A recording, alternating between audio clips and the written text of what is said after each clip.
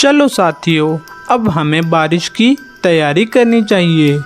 हाँ हाँ भाई, चलो हमें अभी से ही पानी की खोज करनी चाहिए, नहीं तो बरसात का समय निकल जाएगा और फिर जंगल में सूखा पड़ जाएगा।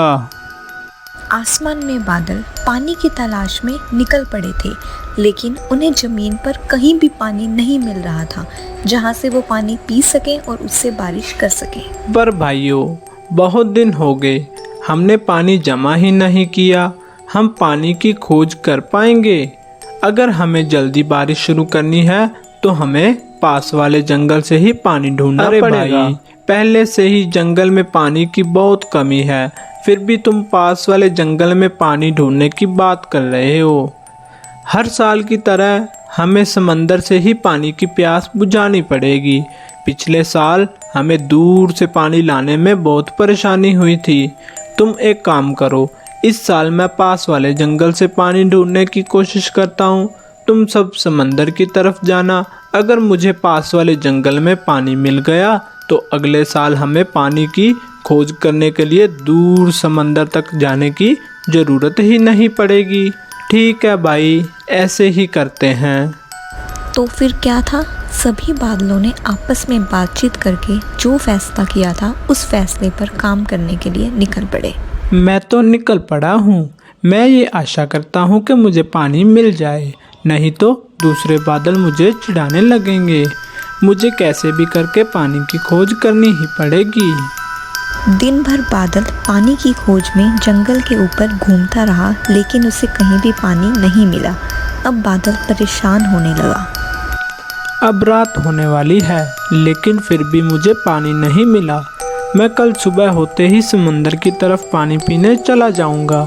मैं दिन भर घूम घूम के बहुत थक चुका हूँ और कल मुझे बहुत लंबी यात्रा भी करनी है, इसलिए मुझे अब सारी रात किसी पेड़ पर आराम करना चाहिए। ऐसा सोचकर बादल आराम करने के लिए अच्छी जगह की तलाश करने लगा। हाँ, ये पेड़ ठीक रहेगा। ये बहुत बड़ा भी है और इसके पत्ते मुलायम भी हैं। इस पर मुझे बहुत अच्छी नींद आएगी। ऐसा देखकर बादल पेड़ के ऊपर जाके बैठ गया। इधर लाडो चिड़िया घर की तरफ अनाज लेकर लौट रही थी। उसके बच्चे उसका घर पर इंतजार कर रहे थे। लाडो चिड़िया अपने घर के पास आ गई। बच्चों ने पहली बार बादल देखा था, इसलिए उसे घूरे जा रहे थे। मम्मी, वो इतना बड़ा पेड़ पर क्या है? क्या वो पेड़ पर पंछी है? अरे नहीं बच्चों, वो कोई पंछी नहीं, एक बादल है। पिछली बार आपने जब बारिश देखी थी वो इसी बादल से आ रही थी।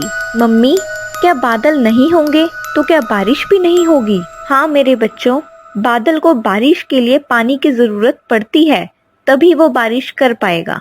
बादल उनकी सारी बात सुन रहा था, वो उनकी तरफ देख रहा था। मम्मी, हमें उनसे बात करनी है। नहीं बेटा, वो थक गए होंगे, उन्हें थोड़ा आराम करने दो। अरे कोई बात नहीं चिड़िया रानी, तुम सब मुझसे बात कर सकते हो। बादल की ये बात सुनकर बच्चे खुश हो गए। तीनों उसके पास आ गए। अरे, जब हम आपको दूर से देखते हैं तब हमको लगता है कि सारे बादल बर्फ से बने होते हैं, पर तुम तो किसी सूखे कपस की तरह लग रहे हो। हाँ चिड़िया रानी, तुमने जैसे सोचा है हम वैसे ही होते हैं। हम बर्फ की तरह ठंडे होते हैं। तो क्या इस साल बारिश नहीं होगी?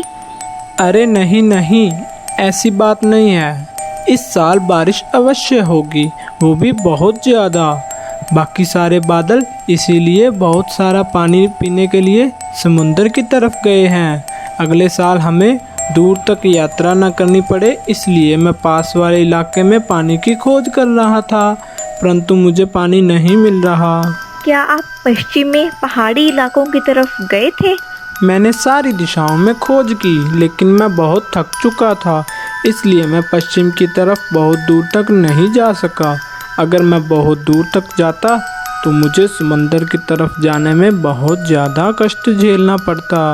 बादल भैया, हम जंगल के सारे पंछी पश्चिम इलाके वाले नदी से ही पानी पीते हैं, क्योंकि फिर तो बाकी जगह पर अच्छा कहीं भी हुआ। पानी मैं नहीं कल है। ही सुबह जाकर वहाँ से पानी पी लूँगा। तुम्हारा बहुत बहुत शुक्रिया चिड़िया रानी। मैं सारे पंछियों के उठने से पहले ही यहाँ से चला जाऊँगा। जाते जाते मैं तुम्हें एक ज़रूरी बात बताना चाहता हूँ, क्योंकि तुमने मेरी मदद की है। पिछले साल बहुत ही कम बारिश हुई थी, इसलिए हम सभी बादलों ने निर्णय लिया है कि इस साल बहुत तेज़ बारिश करेंगे, क्योंकि अगले साल तक जंगल के सारे जानवर और पंछियों को पानी की कोई समस्या ना हो। इसलिए मैं तुमसे एक विनती करता हूँ कि आप सारे पंछी अपने अपने घोंसले सभी ऊंचे पेड़ पर बनाएं। हमें ये बात बताने के लिए बहुत बहुत शुक्रिया। मैं जंगल के सारे पंछियों को सतर्क कर दूंगी। इधर बाकी सारे बादल समुंदर तक पहुंच चुके थे। अरे भाइयों, क्या पता हमारे बादल दोस्त को पानी मिला भी है या नहीं। अगर ऐसा ना हुआ तो हमारा तेज़ बारिश करने का फैसला गलत साबित हो जाएगा और जंगल में फिर से सूखा पड़ जाएगा। इसलिए हमें जितना ज़्यादा हो सके उतना ज़्यादा पानी पीना होगा और साथ ही साथ हमारे बादल दोस्त के हिस्से का भी पानी पीना होगा। अगर हमारे बादल दोस्त को पानी नहीं भी मिला तो उसकी जगह पर हम बारिश कर लेंगे। इधर दूसरे दिन सुबह जैसे लाडो चिड़िया ने बादल से कहा था कि पश्चिम की तरफ एक नदी है और उसमें बहुत सारा पानी है, वैसा ही बादल ने किया। बादल सुबह सुबह सारे पंछियों के नींद से जागने से पहले ही लाडो के घोंसले के पास वाले पेड़ से ही निकल पड़ा। सारे पंछी जाग गए। सुबह होते ही लाडो चिड़िया सीधा राजा जी के पास चली गई। अरे लाडो, कैसी हो तुम? बताओ, सुबह सुबह कैसे आना हुआ? क्या बताऊं राजा जी, बात ही कुछ ऐसी है। 1-2 दिन में हमारे जंगल में तेज बारिश होने वाली है। उस वजह से जंगल में बाढ़ भी आ सकती है। ये सब तुम्हें किसने बताया? तुम इतने दावे के साथ कैसे कह सकती हो? लाडो पिछली रात की सारी घटना राजा जी को बताती है। राजा जी को लाडो चिड़िया पर भरोसा था। लाडो, मुझे तुम पर पूरा भरोसा है। बताओ अब आगे क्या करना है? राजा जी, चाहती तो मैं एक एक करके जंगल के सभी पंछियों के घर जाकर ये बात बता सकती थी, लेकिन उसमें बहुत ज़्यादा वक्त लगेगा। हमें हमारे जंगल के सारे पंछियों को ये बात बतानी है कि 2-3 दिन में जंगल में बहुत ज़्यादा बारिश होने वाली है। इसलिए सभी पंछियों को जितनी जल्दी हो सके उतनी जल्दी अपने घोंसले किसी ऊंचे पेड़ पर बना लें। ठीक है लाडो, अभी सूचना पक्षी को बुलाता हूँ और उसे ये सारी बात पूरे जंगल में फैलाने के लिए कहता हूँ।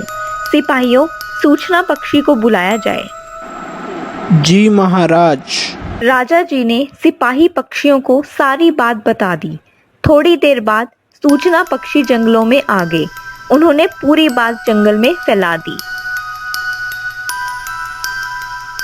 सुनो सुनो सुनो, खबर मिली है कि आने वाले 2-3 दिनों में जंगल में बहुत तेज बारिश होने वाली है। इतनी तेज बारिश की वजह से जंगल में बाढ़ भी आ सकती है। इसलिए राजा जी ने सारे पंछियों को ये सूचना दी है कि जितनी जल्दी हो सके उतनी जल्दी अपने अपने घोंसले ऊंचे पेड़ पर बना लें, ताकि बाढ़ के पानी से सुरक्षा हो सके। जंगल के सारे पंछियों ने राजा जी की सूचना को मानकर अपने अपने घोंसले किसी ऊंचे पेड़ पर ले जाना शुरू कर दिया, लेकिन मीनू मौसी ने राजा जी की बातों को नहीं माना। ये राजा भी ना पागल है, पागल। इसे कोई भी कुछ भी बता देता है और ये मान लेता है। मैं मेरा घोंसला छोड़कर कहीं पर भी नहीं जाऊंगी, चाहे कितने भी तेज बारिश क्यों ना हो। तभी लाडो चिड़िया मीनू मौसी के पास आ जाती है। अरे मीनू मौसी, अभी तक आपने अपना घोंसला शिफ्ट नहीं किया? क्या आपको सूचना पक्षी की सूचना नहीं मिली? अरे काहे का सूचना पक्षी और काहे की सूचना, सब बकवास है। हमारे राजा को तो कोई काम ही नहीं है, खाली बैठकर इधर उधर की बातें करता है। उसे ये बात किसने बताई कि 2-3 दिन में बहुत ज़्यादा बारिश आने वाली है? वो कोई जादूगर है क्या? क्या उसे कोई आत्म ज्ञान हुआ है जो कुछ भी बोले जा रहा है? पागल कहीं का। अरे मीनू मौसी, ऐसा नहीं है। बारिश के बारे में राजा जी को मैंने ही बताया था। हुआ यूं कि लाडो चिड़िया ने मीनू मौसी को सारी बात बता दी। चल, मैं नहीं मानती ये सब। मैं मेरा घोंसला छोड़कर कहीं पर भी नहीं जाने वाली।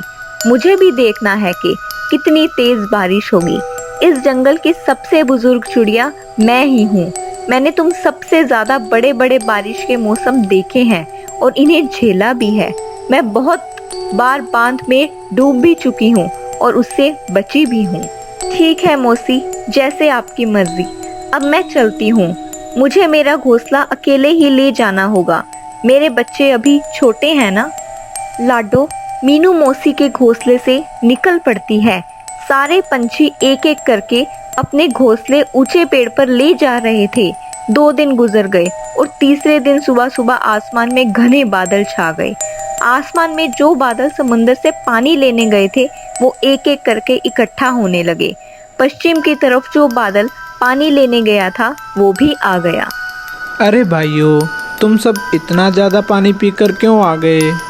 अरे भाई, हमने सोचा कि जंगल में अगर तुम्हें कहीं पानी नहीं मिला तो हमारा इस साल तेज बारिश करने का सपना अधूरा ही रह जाएगा और जंगल में फिर से सूखा पड़ जाएगा।